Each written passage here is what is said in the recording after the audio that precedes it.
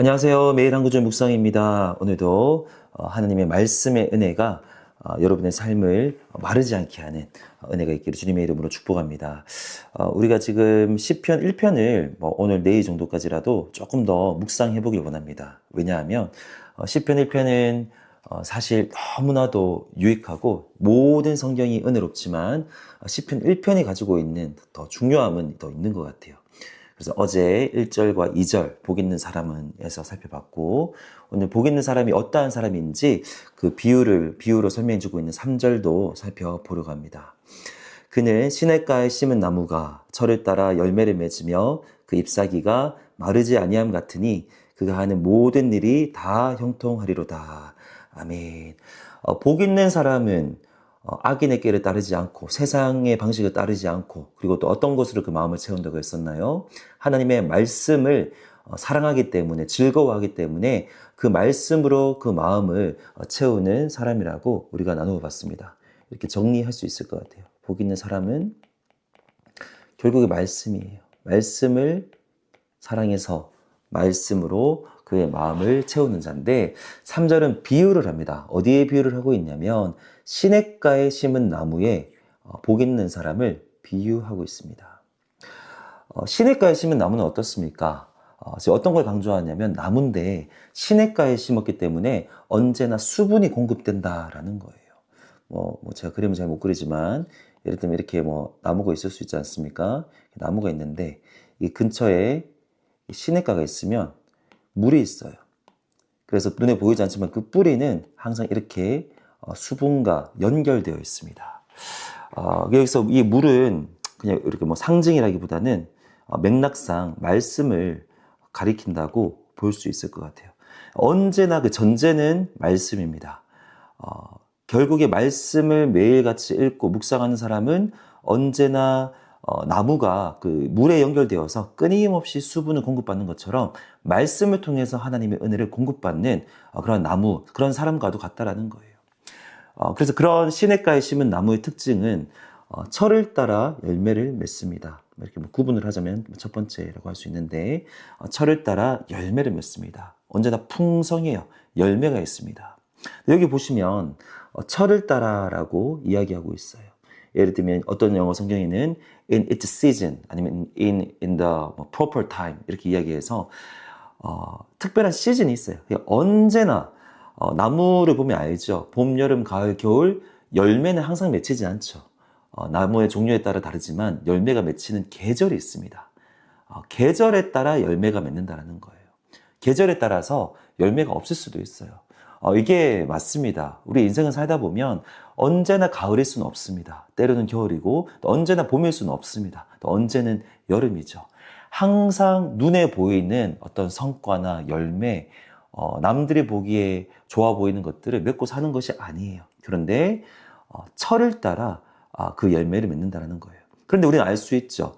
열매를 맺지 못하는 계절이 있지만 그 나무는 절대로 죽지는 않습니다. 왜냐하면 이 물과 연결되어 있기 때문에 또 때를 기다리는 거예요. 철을 따라 열매를 맺는다. 그리고 두 번째 특징이 있다면 그럼에도 불구하고 그 잎사귀가 마르지 않는다라고 이야기하고 있습니다.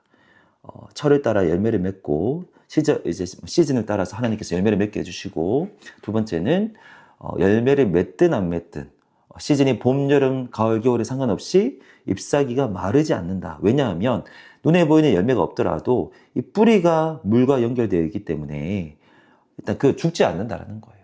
이렇게 또 적용이 됩니다. 우리 시즌에 따라서 이건 이렇게 남들이 볼 때 아니면 세상적으로 아니면 눈에 보이는 하나님과의 관계에 있어서 사역에서도요, 우리 사명 감당에 있어서도 시즌에 따라 눈에 보이는 열매는 다를 수 있지만 우리의 영혼은 마르지 않는다라는 거예요.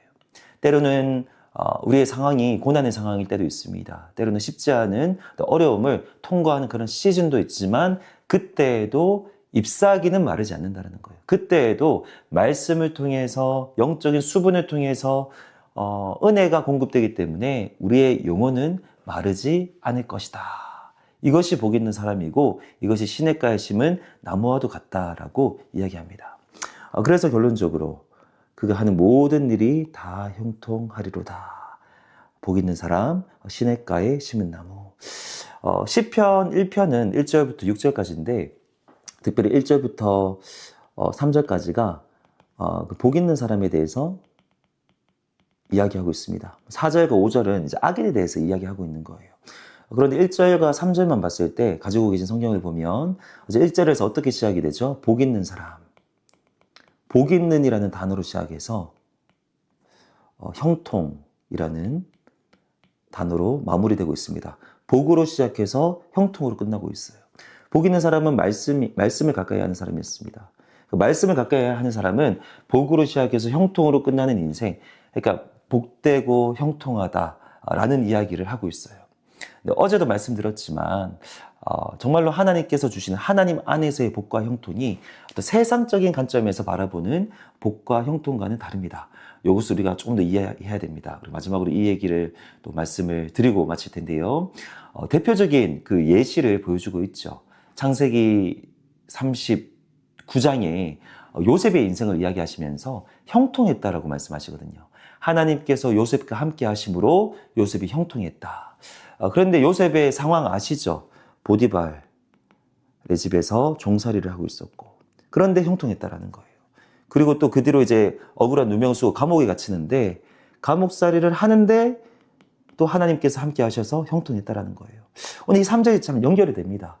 철을 따라 열매를 맺는 거예요.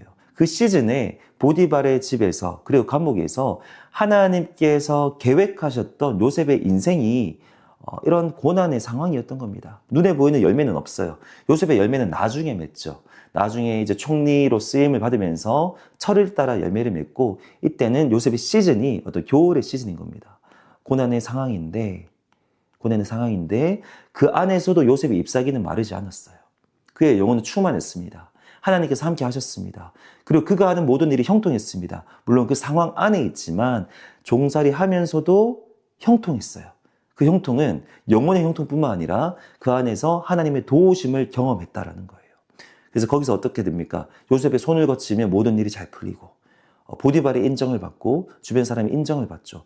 감옥에서도 마찬가지입니다. 감옥이라는 시즌 안에 있지만 인생 전체에 있는 열매를 맺는 건 아니지만 잎사귀가 마르지 않았고요. 하나님께서 함께 하셨고요.